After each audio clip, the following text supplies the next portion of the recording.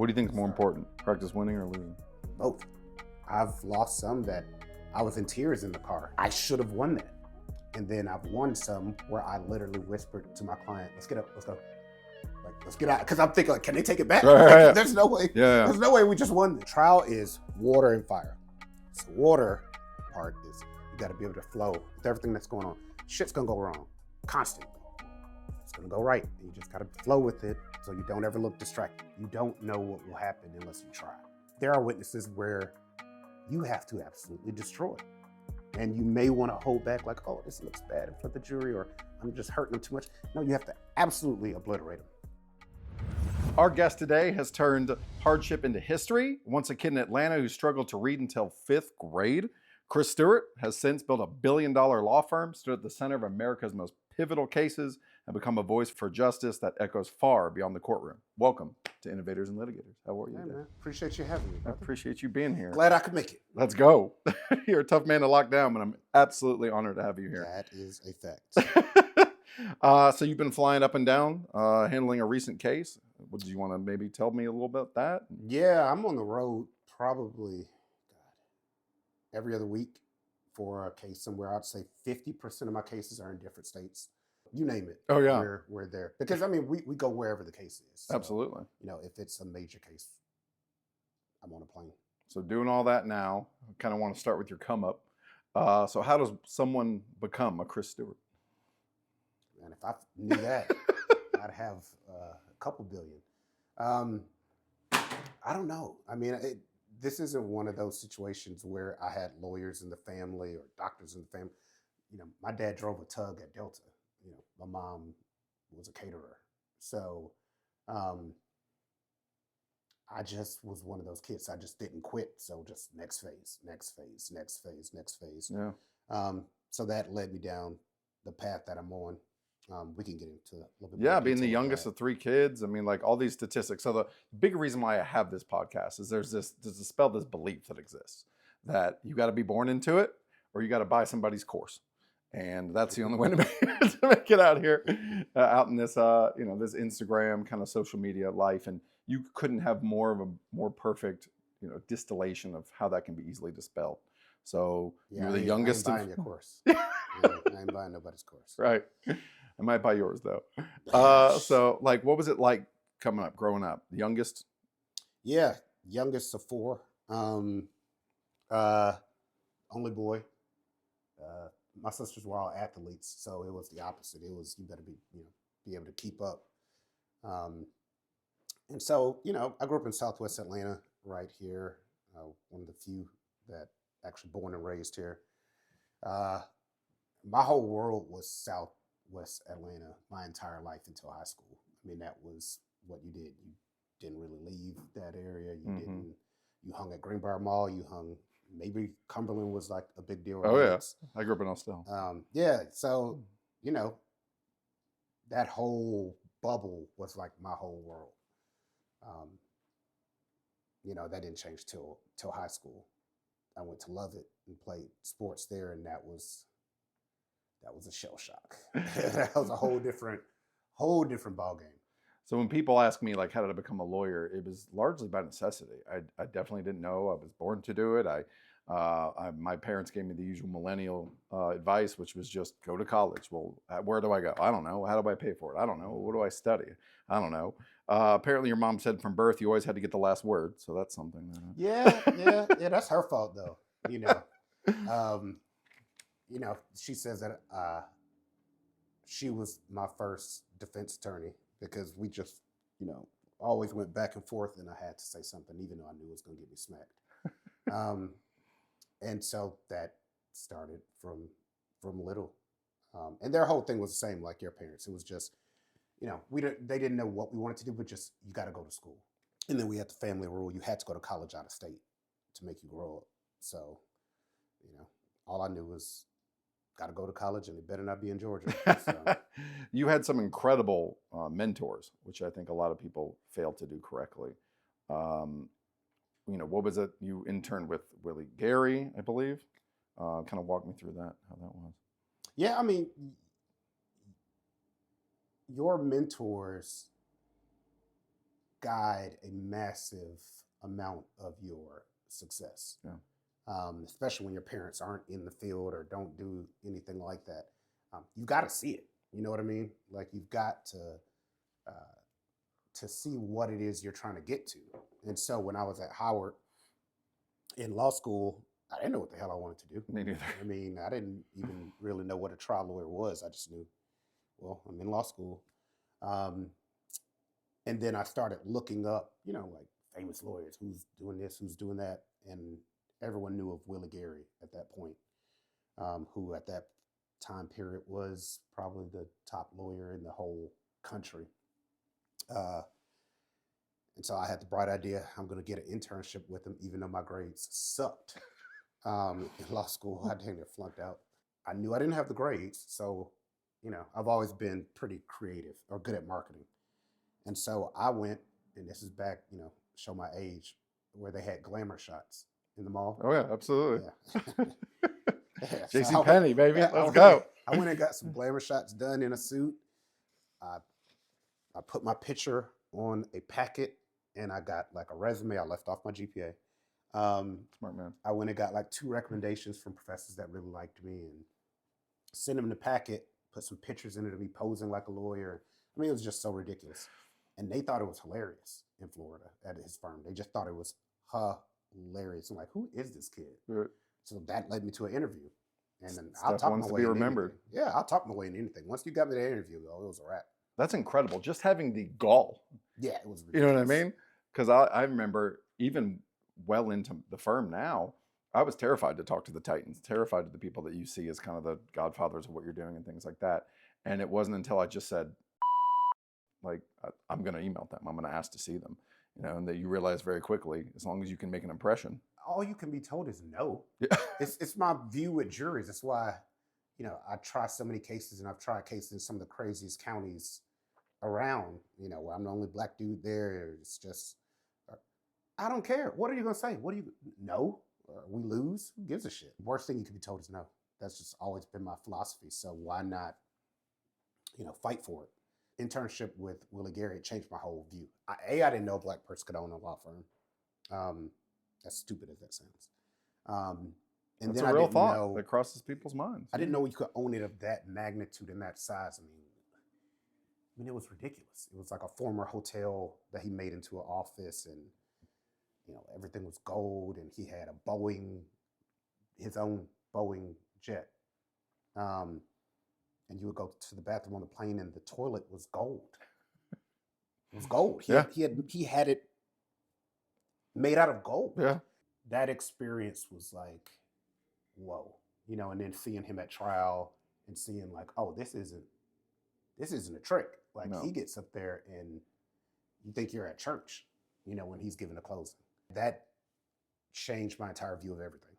I mean, where do you think you got the courage for that? Because I can guarantee people listening in right now are like, that's insane. Like I could never even begin that concept, and they'd be embarrassed. Like you said, they kind of found it hilarious that you would glamour shot your way into into changing your life. So how were you always like that? Or, are you ever worried about that crushing defeat or somebody laughing you out of a courtroom or something like that?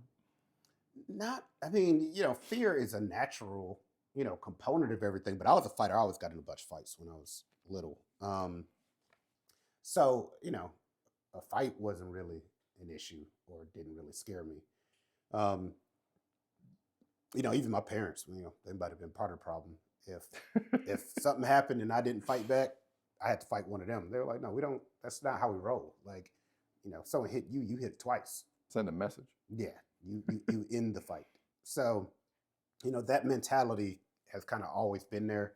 And I think also, growing up playing sports for so long, it's always that competitive nature. And then just that view that I've had of, you don't know what will happen unless you try. You just really don't.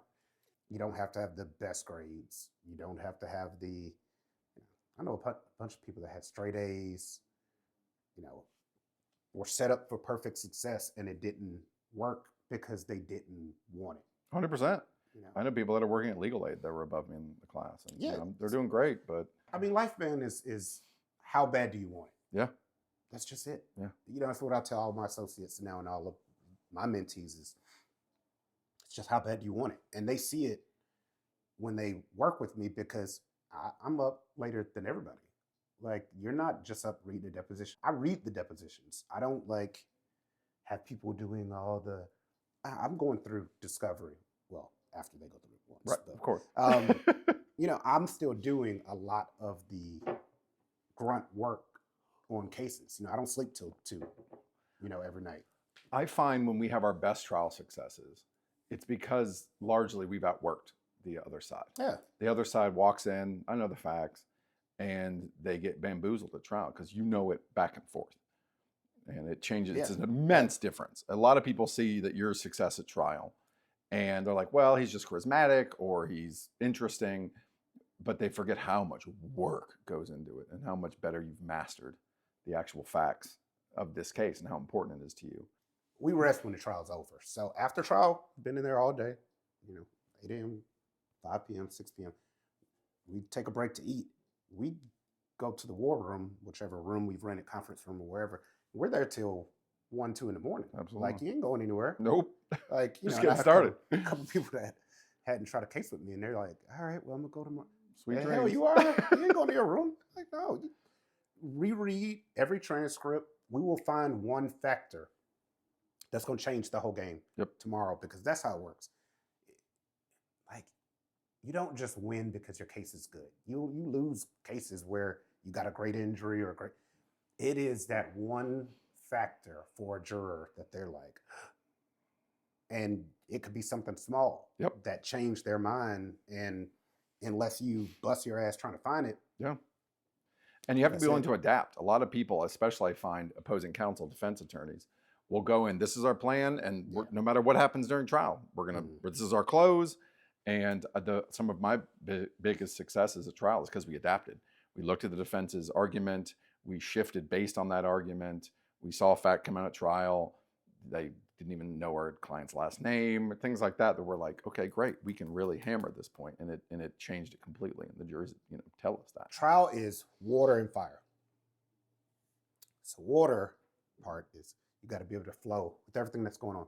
Shit's gonna go wrong constantly. It's gonna go right, and you just got to flow with it so you don't ever look distracted. You can't. If I touch that, it doesn't look like anything crazy has happened to the water. It's right back to it, even though I just with the water. Like, you just got to keep going. And when something goes wrong, I've had witnesses destroy themselves on the stand, and I'm still smiling, looking at them like, oh, yeah. Don't react. Yeah. And don't highlight. The jury doesn't know that was awful. You got to flow with it. Then you got to switch sometimes to fire, where there are witnesses where you have to absolutely destroy. And you may want to hold back like, oh, this looks bad for the jury, or I'm just hurting them too much. No, you have to absolutely obliterate them, like end them, and you have to find a fine line between both. I've seen a lot of lawyers who would just fire, burn it down, and the jury doesn't like them. That's what I was going to ask you, is that sometimes you can definitely go too hard. Yes. They're fire and water. Yeah, they're very likable people that really did something very wrong. But the jury doesn't want you to beat them up. The jury going too hard on them can shatter the case. They're going to start feeling bad for that person. Yep. So what advice would you give to people trying cases? When to know when to use the fire and water? Intuition. You just kind of got to have a feel for this jury and a feel for how they're looking at that witness. If you can see that they kind of aren't liking him and feeling the witness, then that allows you to go a little bit more fire.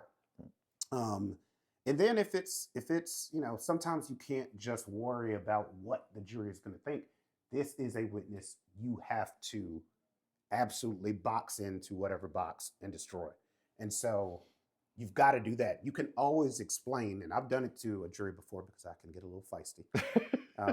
I've explained in closing why I did, why I went so hard on witness number, blah, blah. And I'll put their picture on the screen and say, do y'all remember this witness? Sure, don't tell me. I'm sorry if I offended anybody, but I had to make sure that Mr. Smith absolutely took back saying that my client was at fault. Right.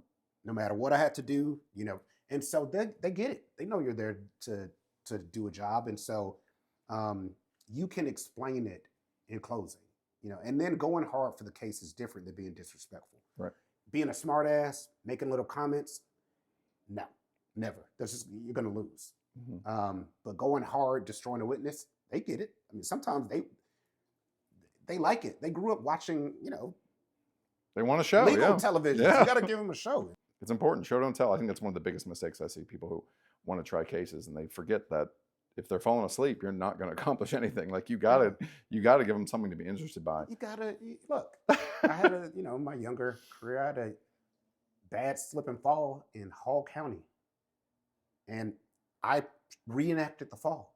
I fell hard as hell in closing to show them how bad the fall was, which is insane to do.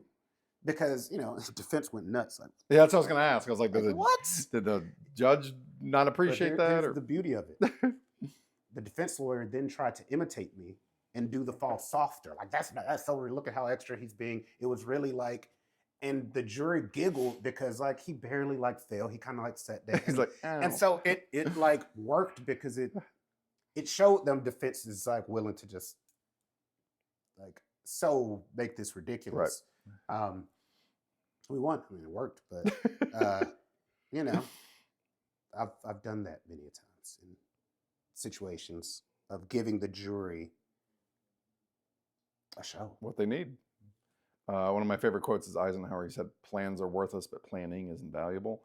Like as long as if you do the work and continue to adjust to what's coming at you, it can change everything. But sticking to your plan when it's clearly failing is the worst thing you can possibly do. What mentor do you feel shaped you the most? Well, it's a combination because, Mr. Gary showed me the possibilities and the fearlessness of, he'd be like, "Hey, we got a mediation today." I'm like, "All right." And he'd be like, "It's in New York. Like, let's go." And let's go meant we're driving to the private airport, getting on one of his planes, and the team is flying to New York for a mediation. And we would walk in, and it's some of the biggest companies in the world. And he's walking in like, "Yeah, do y'all have my $50 million?" Right. And we're all sitting there like, "What? Do you have, if you don't believe you deserve it? Do you have my $50 million for my clients?" Just seeing that was crazy. So that built the possibility of, oh, I can build something like this. Law isn't just cases and trial.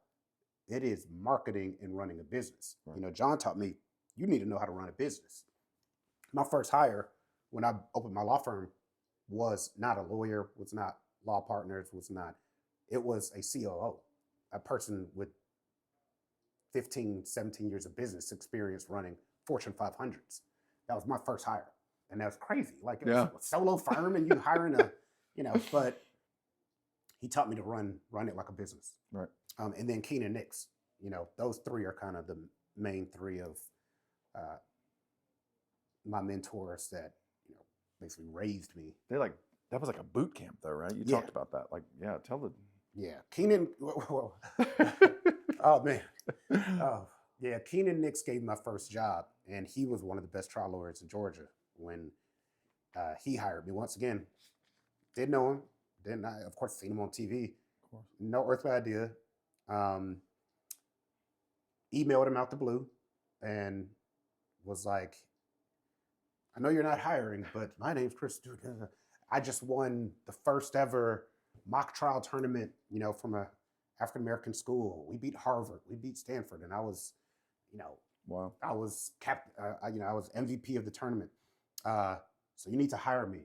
just the audacity. All kind of shit. And once again, he was like, "Who in the," and was like, "If you're in Atlanta, just stop by. No, we're not hiring."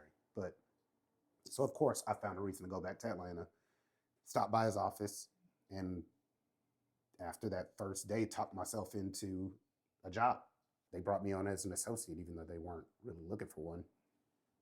And he was like, "Boy, you talk a lot of shit. Like, look, let's just see if you back it up." And he was like, "Make an impression." And they made me try my first car accident case. I probably had my bar license a month. Wow. 2 months. Now, mind you, they went with me. We're sitting right, there, make sure I didn't screw it up. But they were like, "Okay, you know the shark cases? Do the dance." Mock trial versus real life." Yeah. Yeah, learned that lesson. What was that like? It was cool. It was like a little silly. Sure. We were in, But as your first, it's terrifying. We were in collision. We won. You know, Right. I mean, I think $1,000 was a win, and it might have been 500. Sure. But what it also taught me was, I've tried so many small cases. I mean, I can't even count how many. That's how I founded the firm. But yeah, that's how Just you magistrate, rural Georgia. dude, that's how you learn how to try cases. You don't just hop out there with some multi-million-dollar case. I have tried some of the worst car accidents in the history of the world, where the jury's giggling. Like, are you seriously wanting money for your client for this? But it was good practice. Practice picking a jury. Practice losing. Practice winning. So that was, What do you think is more important? Practice winning or losing? Both. I've lost some that I was in tears in the car. Like, I should have won that. Like, I literally should have won that. And then I've won some where I literally whispered to my client, let's get up, let's go.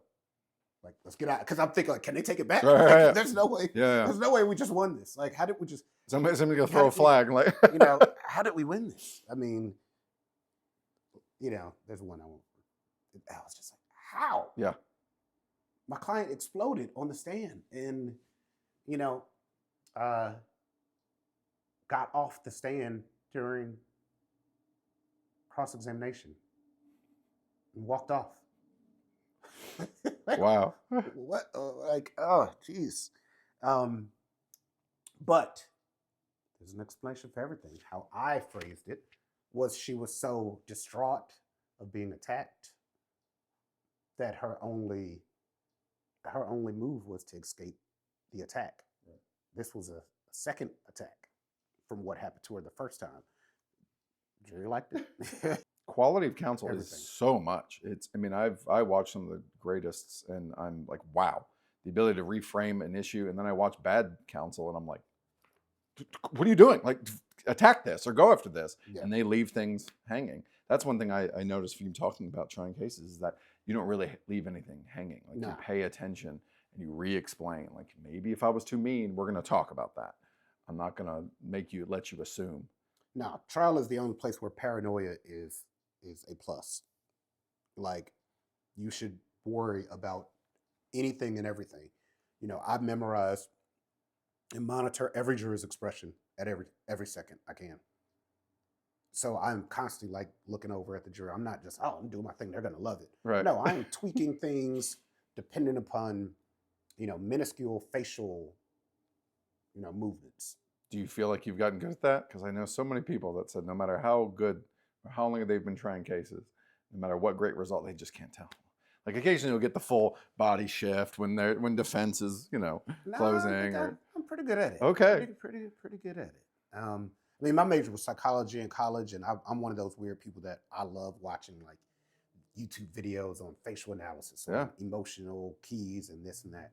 You're never going to know 100%, but you can get a good feel of what's going on, what is emotionally hitting, what isn't, who's trying to look too stern, taking notes, blah, blah, but they're really probably the softest person up there, who's looking too caring, and they could give two shits about this case or your client. So you need to focus more on the others so they can force that one to go with them.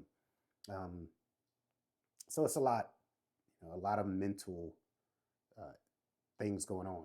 The business, it's such a diverse skill set as somebody growing a firm. Law school teaches you nothing about business or management, or they don't even teach you how to file a document. So how did you learn you have such a diverse skill set, and then how did you develop your team to accomplish what you're doing now? Because my God, the amount of things you're doing in a day must be insane. The one thing I also really learned from all my mentors was you can't make it just about you. There's a lot of lawyers that their ego them because everything is about them. And I run the show and I'm doing this. I try the cases. I also do this. Right. No, the hell you don't. Like, you don't. Like I have a whole marketing team. The bigger we get, the more I'm like, yeah. I am not at the bit. You I'm crazy? not. I don't know how to run a firm. Right. I got somebody that does that. Like I know the general stuff. But Right. She runs things like, marketing. I have marketing people that do that. Like I give general ideas and design Steer ideas the ship. and and steer. But no, there's people that implement Absolutely. these things. I am not the smartest person at my law firm. You've obtained a lot of really high level talent. Your partners are incredible. What do you attribute that to? Like, how are you able to inspire that amongst even former judges and things like that? Honestly, watching how Mr. Gary had put together his firm and John and even Keenan, I mean, they had top level people at their firm that easily could have been somewhere else. Absolutely. Running their own ship or doing this. Mr. Gary had, like at one point, probably 3 of the top lawyers in the country that were there with him. John has, no matter what you want to say about Morgan and Morgan's marketing, they're going to try cases and they win big cases and they know how to try cases because he's got some dogs. Yeah. I don't want a bunch of yes men. I don't want a bunch of people that talk about this all the time. That aren't going to question me or don't drive me crazy. But, I go for talent. Yes. I'm always hunting for, talent. Deidre, one of my law partners, Deidre beat me in a case. I took like, what's that? Michael Jordan. How dare you? I took that personally. It's like, and she got her client out of a massive case.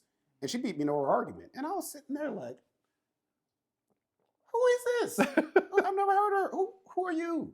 And so I was just so, because I knew I had her client. I had him. And she just wore my ass out. And I went the next week to her office. She worked at a big firm. I went to her office unannounced. You can ask me. She's like, I said, he's here to kill me. I said, I need to speak to Ms. Fenwick. And they're like, oh, okay. I said, oh, we got I don't know, I made some. Right. They let me back to her office. Wow. I get to her office and she looked up at the door and she was like, hi, Mr. Stewart. It's like, you here for something? And I was like, yeah, you. I was like, yeah, you're quitting. And she said, excuse me? I was like, yeah, let's go to lunch. It's like, you're quitting. It's like, I am not leaving till you agree to quit. And she quit maybe the next week. Wow. And came over and she's been with me 7 years, 6 years, made partner. That is who I've tried the most cases with at the firm. That's who I try every case with. She's a beast. I say over and over, the most powerful skill that I now have with the size of my role is talent acquisition and retention. It's everything. My whole leadership team is better at things than I am. And I really see that that's the biggest difference between people that are thriving in any industry and people that are failing. They get to a certain point and they're like, well, we're clearly here because I'm so brilliant and I'm this great guy. And that ego just consumes them. Nobody wants to work for that long term. My paralegals have been with me 15 years. I've only been practicing 20. They've been with me 15 years. Yeah. I rely on them, for everything. And they understand they're not just like a paralegal. They're treated just with just as much respect as the lawyers. So you have a reputation for taking on incredibly difficult cases. A lot of attorneys shy away from the types of cases you take. Bridge collapses, civil rights, things like that. What made you kind of specialize in those types of cases? Because I know a lot of lawyers are like, I'm not touching, racially charged cases. That wasn't like a goal. And even when I was at, Morgan, I wasn't talking about no civil rights. I was trying to make money. Right. But the mother of a guy who had been tasered to death somehow got to my office and was telling me, the story of what happened. And I was half listening and I was like, lady, I can't do that. I don't do civil rights. I don't even know what to do. I don't do this. I ran her out my office after listening, thank you, but I don't do this. You need to go find one of those civil rights guys. And I felt like shit after she left. And I kind of Googled it or looked it up and I was like, sounds kind of shady. And I couldn't shake it. I felt too bad. Yeah, you feel it in your bones. And I was like, what if that happened to me and my mom couldn't find a lawyer? Because she'd been 10 lawyers. And I was like, damn. So I had my paralegal call her back, and I was like, look, you going to sign a waiver? Like, because I don't know what I'm doing. I was like, I don't know what I'm doing. Like, I've never done one. Wow. And so I just figured it out. I knew how to litigate my ass off. Of course. So I just treated it like a litigation case, investigated it, worked it up. Of course, called, some of the civil rights guys who later became my mentors to get advice on some things, and ended up not just breaking that case, but it became a huge deal because the one thing I'm really good at is like street work. I go to myself to like the hood, the street, wherever it is. I just walk around like to talk to people, to meet people, because everybody, I grew up in South Egg. Everybody knows what happens. Oh yeah, When- 100%. You know what happens. And so I knew this neighborhood where it happened. If I keep talking to people, somebody saw something. Yep. Somebody, they don't want to say anything because it involved the police. Yep. And not only did I find somebody who saw something, the guy had recorded it. He had taken pictures of these officers torturing him. Wow. And so I got the pictures, Wow. released them to the public, and a bunch of people got arrested. A bunch of people went to jail and settled the case for the family. And then next, I'm a damn civil rights lawyer. Yeah. So, it wasn't a plan. It was just I started getting annoyed that nobody's fighting for these people. Yeah. And that people are buying the stupid, narrative that you have to be like anti-police to do civil rights. I'm the opposite. I'm both. I'm pro-police and I do civil rights. My uncle's a cop. I have very close family members, very, very close, who are police. Some of my best friends are police. So I know great officers. I also know some horrific ones. I feel like in the last 15 to 12 years, something like that there has been almost a cognitive shift that people are getting it. That there was a time where if a police officer testified in court, that's gospel. Like, the cop's not going to say anything different. They're not going to make him an excuse. They're not going to protect one of their buddies, even though they did something horrific. But I feel like there's been a pretty strong shift in the last 10-ish years where people are like, you know what? I need to critically analyze that. I need to pay attention. And I'm sure it's largely due to the work you and others are doing. What do you think? I mean, it's like any profession. It's their behaviors and their situations have to be analyzed just like a lawyer, just like a doctor, just like anybody's. I mean, no one's above the law, especially people that enforce it. But also just because, some officers do something wrong or something bad, that doesn't mean they're all, Of course, doing something horrible or terrible or, want to be hurting people. That's just not true. It's case by case, which is just, it's so common sense, it's so simple, but most people don't want to hear it. You're either this side or this side. They try to simplify it. Yeah. And I don't really play those games. Like, I look at it, all right, this case, this guy did this, and that's it. Which is why I never, I guess, became the leading civil rights, speaker or leader, this, that, because I don't do narratives. I don't do any of that other shit. It's just, I work a case up, win it for the family, try and get justice, and then I move on. One thing that I really admire about you, and I'm still mystified by your ability to do it, is the ability to use not only the courtroom, but media and speaking on it largely in some specific cases. How did you develop that talent of actually utilizing the media and speaking outside of a courtroom to benefit your client? Yeah, I think a lot of that came not by choice, but by some of the cases that I had were bringing a lot of media attention. And so I was getting caught in it without even my choice. So I had to learn to get good at it. Right. Even some of the early, civil cases, like, I had a case that was in the news decades ago of a kid was molested at a daycare. And that case got a lot of attention in news. And I didn't even know how you do an interview. Yeah. So I had to learn. And you're afraid to say the wrong thing? Or... Yeah, I had to learn quickly how to do that because, it definitely can help, get the word out about something bad happening. It can stop companies from doing horrific things when they know that, someone's watching. What they're doing is now has eyes on it. But I see a lot of young lawyers now think that's the key to winning a case. That ain't the key. If anything, it's going to make your case harder. Yes. Okay. I love that you said that. So, you think, oh, I did a press conference, they're going to settle. Are you crazy? Yeah. They're about to hire the best of the best now to Right. beat you. And so it doesn't work like that. And I try to explain that to young lawyers because they see, me or somebody else on TV a lot.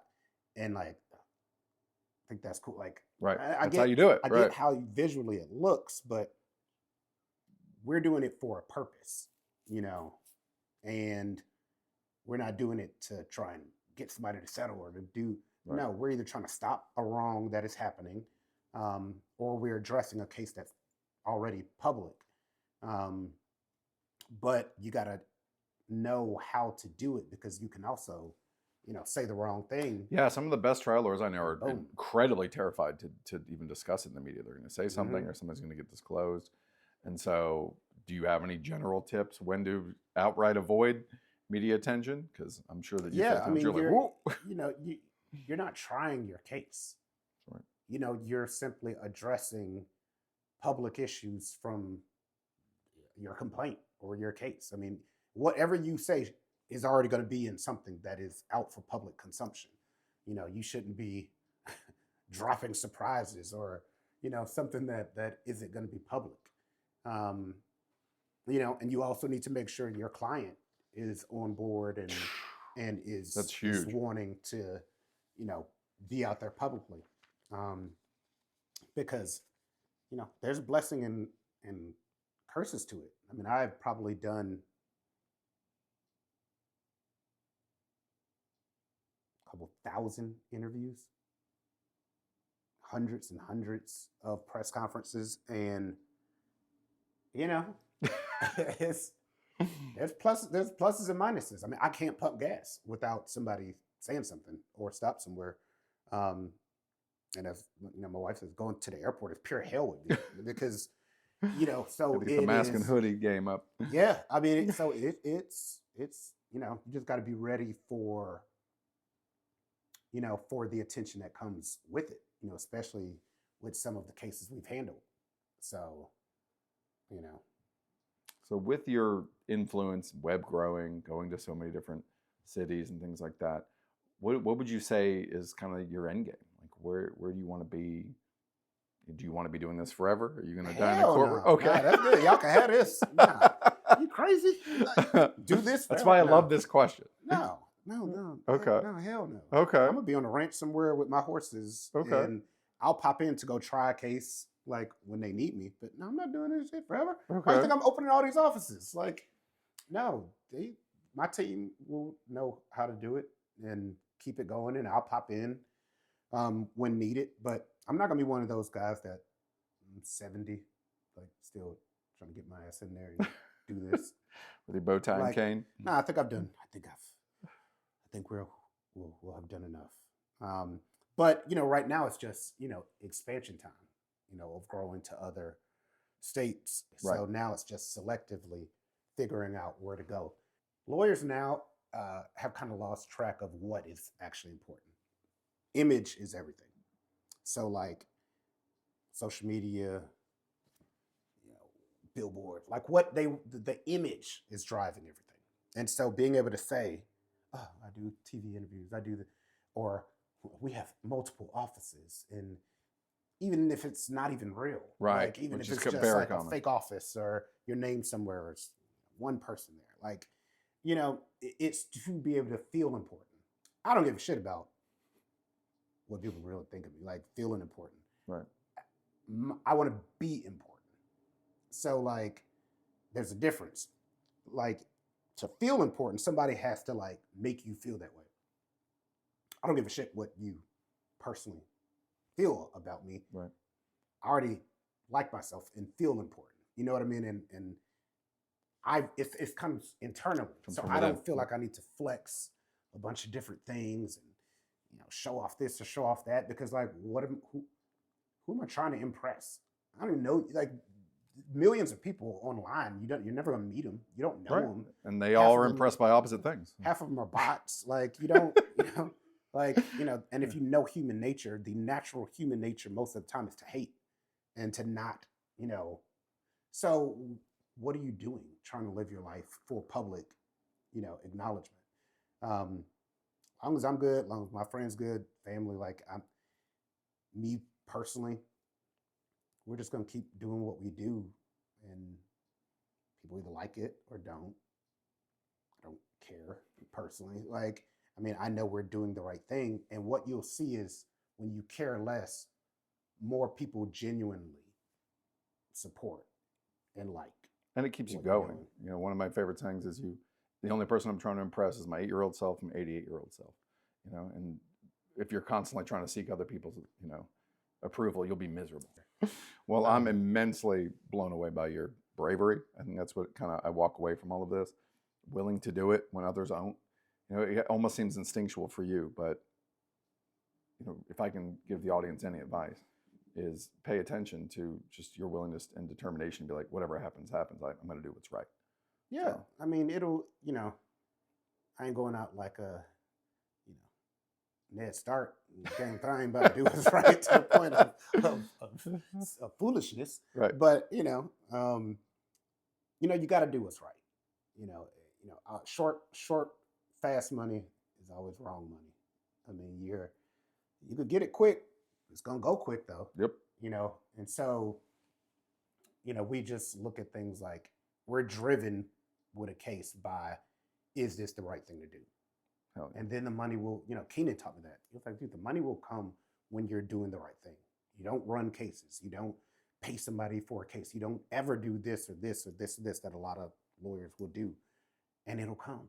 You'll just be sitting at home, which happened this week, and someone who saw something from eons ago called the office to look for me for this crazy, huge case, where they lost their mother. And I wasn't looking for that. I wasn't, thinking about it. I never even heard about it because it's not in Georgia.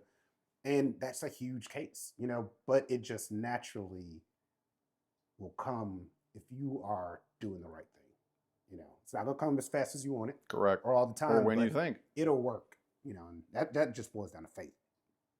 I'm one of those people. I am very faith driven of, not super churchy, but I am faith driven of God is going to work this out no matter what. Conviction. It's going to work it out. Things are going to work out no matter how crazy this case is right now or, what's going on, it's going to work out. Put the damn work in. I'm blown away, Chris. I appreciate you joining me, man. Always. Truly. Always, man. Blown away. So if today's conversation inspired you, don't forget to follow and subscribe to Innovators and Litigators for more stories from the attorneys shaping the future of law.